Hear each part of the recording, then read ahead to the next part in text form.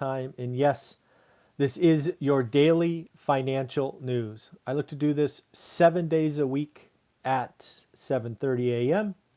I go ahead and read for 90, maybe 120 minutes about what's going on. I create a long list of things, and then I kind of just talk to you about it. On this channel, we are talking about what's going on in the market every day. We're talking about consumers, cost of capital, stocks, things that are market moving. This is not a channel that is looking to trick the YouTube algorithm. I'm not trying to do anything like that. I'm just looking to get a little bit better every day. And the first thing to kind of highlight is something I never thought would happen. There is a stock trading application called Webull. I have heard it referenced on other popular YouTube channels, and you know what? They reached out to me yesterday or the day before and said, hey, do you want to offer your followers the opportunity to get 2 free stocks if they open an account with $100? And I said, sure. They made me fill out some paperwork, and just this morning I got a link which I will add to the bottom of these daily financial news. If you are interested in opening a Webull account, you want to get 2 free stocks, you need to open it with $100. Use the link below. Why not? 2 free stocks, $100. I think it's kind of funny because, again, on this channel, I've told you over and over, not a stock guy, but I will move some money into a Webull account because, again, I'm only going to buy stocks if they go on sale 50% off. But again, lots of you that follow this channel are trading stocks, and I wanted to give you the opportunity if you want 2 free stocks with $100. Might as well. You'll see a link below. I do think it's funny, though. When I got the email, I had to check it wasn't a prank. Kind of fun. That said, today is all about the Senate flipping. It is such a big topic. I did a video, or a live stream, actually, a live stream at 7 a.m. That video is loaded. I listed 10 or 11 things that I think are fairly certain that we need to plan for. I did not want this. I think divided government is better, but it doesn't look like we have that for the next 2 years. So go ahead and take a listen to that video. I think it kind of carries my thoughts. Next up, again, talking about what is coming. Goldman Sachs is already out saying, get ready for $600 billion. I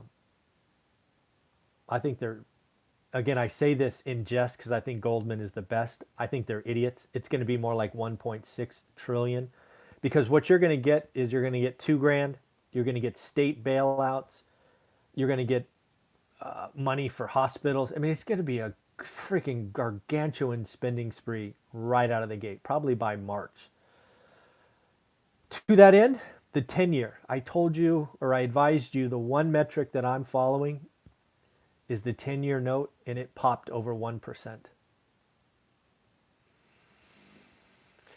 Yeah, that's going to be a problem eventually. Another thing that's going on is it looked like home buying really took a pause in December. It was actually down year on year, which is the first time in a while, right? It wasn't down a lot. It was like 0.3%, but it was down year on year. And I'm wondering if prices are finally getting out of whack, if the inventory is a problem, if weather delays. I mean, there's lots of things that can go into a month-on-month fall. I really think it's back to February, March. I believe the consumers are scared again. I believe the news cycle in California, the news cycle in the UK, the news cycle with Scott Gottlieb and all these other freaking people talking about this health crisis are scaring consumers. The consumer is retreating, and that's a problem. Why are you going to sign up for a big old mortgage if you're afraid? I think 2021 is going to be pretty good once we get through January or February. But yes, as I said in the earlier video, there will be a nasty hangover, nasty. But a lot of people are going to stay at the party too long. It's going to be fun for a while, no doubt, but it will end. 30-year fixed rate mortgage set another record, 2.86%. I actually got some data on Toronto's housing market in Canada, and one of the facts I saw is they offer a mortgage rate below 1%, but we'll get to that in a minute. It's crazy. Mortgage rate below 1%. Anyways. Another thing I saw is cash in circulation is up 11% for the year. at, what is it, $2.07 trillion. I don't know what they mean by circulation. I know that that's a lot of that's printed, the 3.3 trillion and all of that. I don't really think it's circulating, right? Changing hands. I think a lot of it, there's a trillion or whatever it is saved, dry powder. The big news of the day, again, ADP always reports a day before the monthly number. Jobs are down. We lost jobs in December. That's not good. The economy is showing stress, specifically in restaurants and hospitality. We told you this is coming. It is coming. It lost 123,000 jobs when they expected a gain of 60. This does not look good for tomorrow's number, right? Tomorrow we will get the U3. I think U3 was 6.7. That's not going to be good. So it will be interesting. Yeah, I don't. We're coming out of it. I do think Q1's better than Q4, Q2 better than Q1, but man, it's going to be interesting. So things I'm going to be watching now is cost of capital, right? I told you about the 10-year note. That's a little freaky. Consumer confidence.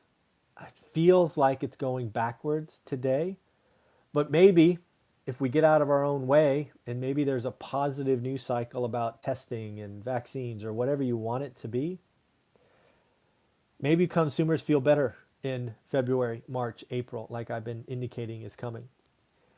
I think the GDP numbers are going to be improving. Maybe they start good and get better. Again, I think unlike Goldman, we have another $1 trillion stimulus, which again, I'm not saying I agree with, but I don't get a vote. So that's going to be inflationary. It absolutely is going to be inflationary. But again, it'll help the GDP numbers look better. Then I got an article about real estate in Canada, specifically Toronto. And I do like this channel. I'm getting lots and more viewers from around the world, so thank you for that. If you watch from around the world, let me know what country you're in. I want to say hi and thank you. But Toronto set a record of $930,000. That's Canadian. For those of you that want American, if you will, that's $734,000 for the average Toronto home. That's up 13.5% in 2019.